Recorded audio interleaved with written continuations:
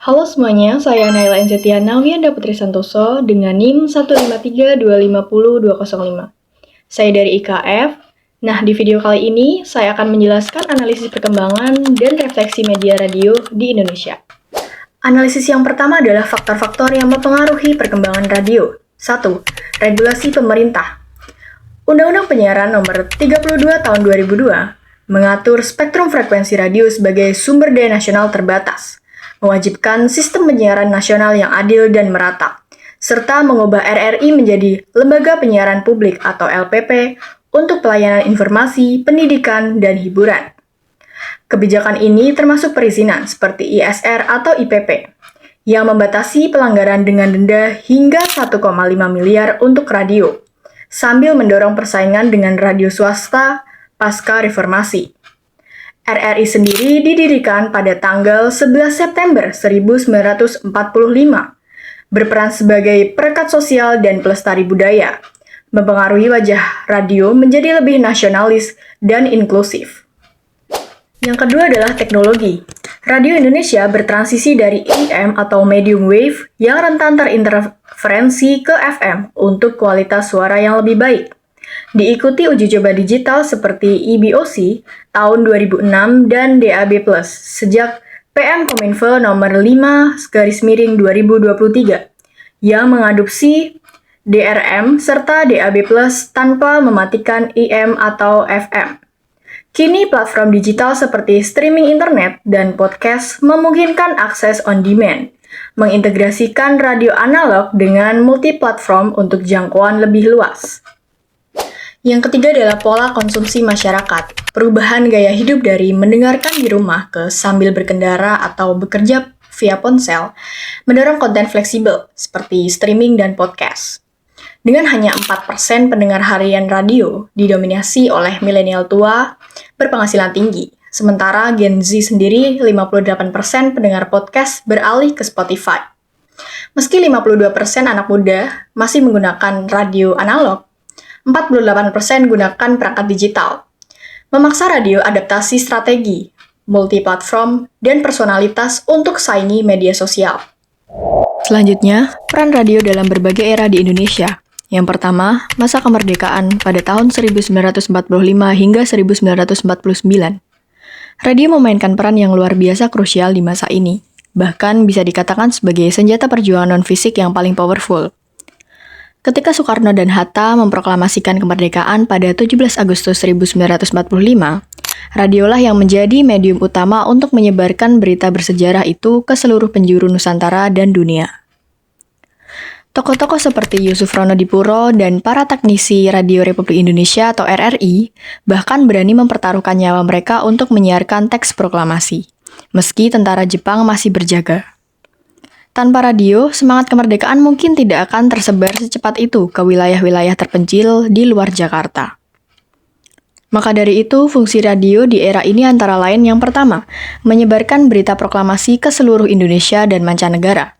2. Membangkitkan semangat juang rakyat lewat pidato dan siaran propaganda perlawanan. 3. Menghubungkan antar wilayah yang secara geografis terpisah jauh. 4. Mengimbangi propaganda Belanda dalam Perang Informasi atau War of Information. Radio benar-benar menjadi corong kemerdekaan yang menghubungkan pemimpin bangsa dengan rakyatnya. Kedua, masa Orde Baru pada tahun 1966 hingga 1998. Di era Soeharto, radio mengalami dualisme peran yang sangat menarik. Di satu sisi, pemerintah menjadikan radio sebagai alat kontrol sosial dan instrumen pembangunan nasional. RRI diwajibkan menyiarkan program-program pemerintah mulai dari penyuluhan pertanian, program keluarga berencana atau KB, hingga propaganda ideologi Pancasila versi Orde Baru. Siaran berita pun sangat dikendalikan dan harus selaras dengan narasi pemerintah. Namun, di sisi lain, justru di era inilah radio swasta mulai bermunculan dan berkembang pesat.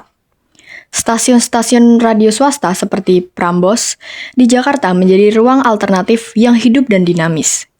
Radio swasta menjadi tempat anak muda mengekspresikan diri, menikmati musik pop dan rock yang tidak selalu difasilitasi oleh RRI, serta mendengarkan penyiar dengan gaya bahasa yang lebih segar dan menghibur.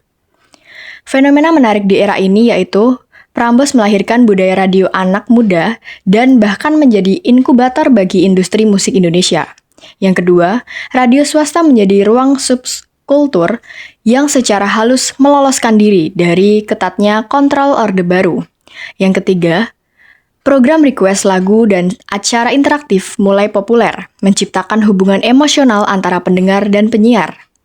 Jadi, meski radio digunakan sebagai alat kekuasaan, ia juga secara paradoks menjadi ruang napas kultural bagi masyarakat, khususnya generasi muda. Yang terakhir, pada era reformasi, tahun 1998 hingga sekarang, runtuhnya Orde Baru membawa angin segar bagi kebebasan pers, dan radio merasakan dampaknya secara langsung. Regulasi penyiaran yang sebelumnya ketat mulai dilonggarkan, sehingga jumlah stasiun radio meledak drastis di seluruh Indonesia. Radio bertransformasi menjadi ruang publik yang sejati, demokratis, dan beragam. Yang paling menonjol di era ini adalah munculnya radio komunitas, yaitu stasiun radio yang dikelola oleh dan untuk kepentingan komunitas lokal, baik komunitas petani, pesisir, mahasiswa, hingga komunitas adat. Radio komunitas menjadi instrumen penting dalam memperkuat suara masyarakat sipil yang selama Orde Baru dibungkam. Ciri khas radio di era reformasi, 1. Kebebasan editorial yang jauh lebih besar, siaran berita lebih kritis dan beragam. Kedua, talk show, dan program interaktif yang membahas isu-isu politik, sosial, dan hukum secara terbuka. Ketiga, munculnya radio komunitas sebagai pilar demokrasi akar rumput. Keempat, radio mulai beradaptasi dengan internet melalui streaming online.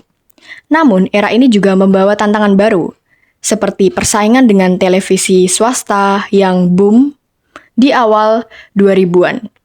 Dan kemudian internet serta media sosial yang perlahan menggeser perhatian publik dari radio. Kesimpulannya adalah, perjalanan radio di Indonesia mencerminkan perjalanan bangsa itu sendiri. Dari alat perjuangan, instrumen kekuasaan, hingga ruang demokrasi, radio selalu beradaptasi dengan konteks zamannya. Inilah yang membuat radio bukan sekedar teknologi, melainkan saksi hidup sejarah Indonesia. Analisis yang ketiga adalah adaptasi radio terhadap perkembangan teknologi. Radio online atau streaming dan podcast muncul sejak 2010-an. Transformasi radio tradisional melalui multi-platform seperti RRI Play atau kini berubah menjadi RRI Digital untuk akses on demand via apps dan web. Mereka berkolaborasi dengan platform seperti Spotify atau YouTube untuk konten audiovisual, bukan bersaing, karena radio konvensional tetap kuat sebagai teman berkendara sambil ekspansi digital. Analisis yang ketiga adalah contoh stasiun radio yang sukses beradaptasi. Di sini saya mengambil Suara Gama FM yang dimana menjadi salah satu contoh stasiun radio nasional yang sukses beradaptasi di era digital ini dengan transformasi besar pada tahun 2026. Yang dimana strategi adaptasinya pada Februari 2026, Suara Gama FM berusia 26 tahun atau Radio Kampus UGM Yogyakarta, melakukan soft launching sebagai New Suara Gama Radio, mengintegrasikan konten audiovisual, multi-platform termasuk podcast, streaming, dan kolaborasi strategis. Strategi ini menjawab perubahan perilaku audiens digital dengan distribusi via apps, website, dan media sosial, sambil mempertahankan siaran konvensional untuk jangkauan luas. Yang dimana hasil keberhasilannya itu transformasi ini tuh memperkuat posisi sebagai media profesional berkelanjutan dengan event seperti talk show live yang melibatkan pejabat UGM atau juga wali kota yang disiarkan simultan radio digital, menarik generasi muda dan juga mitra kolaboratif. Pendekatan evolusi ini pun memastikan Suara Gama tidak hanya bertahan, tetapi juga berkembang di tengah dominasi platform digital. Yang ketiga adalah refleksi media radio di Indonesia. Oke, yang pertama adalah pengalaman saya. Apakah saya masih sering mendengarkan radio atau bahkan sudah tidak pernah lagi mendengarkan radio? Sejujurnya, saya sudah tidak lagi mendengarkan radio dalam kehidupan sehari-hari saya. Kebiasaan itu pun perlahan mulai menghilang seiring saya terbiasa menggunakan smartphone. Dulu mungkin saat masih kecil atau saat di dalam mobil keluarga, radio sesekali menyala atau bahkan di rumah itu sebagai peneman minum kopi ataupun juga untuk peneman kegiatan ataupun aktivitas di rumah gitu. Namun Sekarang tuh saya lebih memilih memutar playlist sendiri di Spotify ataupun menonton konten di YouTube. Alasannya pun sangat sederhana ya, karena saya ingin kendali penuh atas apa yang akan saya dengar, kemudian juga tanpa iklan yang muncul tiba-tiba, tanpa harus menunggu lagu favorit diputar oleh penyiar. Seperti itu. Yang kedua adalah relevansi radio di era digital. Kalau dibandingkan dengan media lain, radio tuh punya posisi yang unik, tapi juga cukup tersudut ya. Kelebihannya, radio tuh masih unggul dalam hal informasi lokal dan juga siaran langsung, terutama saat bencana atau kondisi darurat ketika internet mati. Radio juga tidak memerlukan kuota internet, sehingga lebih aksesibel untuk masyarakat di desa terpencil ya terutama. Selain itu juga ada nuansa kebersamaan dan kehadiran manusia lewat suara penyiar yang tidak bisa digantikan sepenuhnya oleh algoritma Spotify. Namun, di balik kelebihan tersebut, tentunya ada kekurangan radio tersendiri. Jelas terasa bagi saya sebagai mahasiswa, radio tidak on demand. Artinya pendengar tuh tidak bisa memilih konten sesuka hati. Dibanding podcast yang bisa didengar kapan saja dan lebih mendalam, radio tuh terasa kurang fleksibel dibanding Spotify. Kualitas dan variasi musiknya pun jauh tertinggal. Untuk saya pribadi, radio tuh tidak lagi relevan ya dalam keseharian saya terutama. Namun saya mengakui bahwa ia masih relevan bagi segmen masyarakat tertentu seperti pengemudi, masyarakat pedesaan, dan juga generasi yang lebih tua. Yang ketiga adalah masa depan radio di Indonesia. Menurut saya, radio itu tidak akan mati, tetapi akan berevolusi.